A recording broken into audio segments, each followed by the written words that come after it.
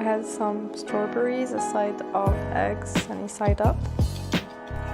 I added to my eggs some mushrooms and tomatoes, and I actually cooked the egg whites and the yolks separately.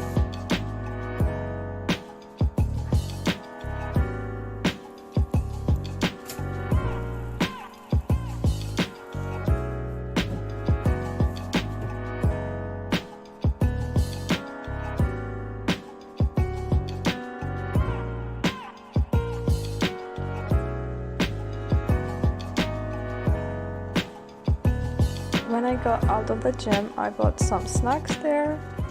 You mind me for looking like trash and I have people all over me, but I wanted to try this with you guys. I'm not sure I like it, I prefer the lemony one. Full recipes will be in the description, but I used for my smoothie strawberries, bananas, almond milk, and an almond thing, I'm not sure how it's called.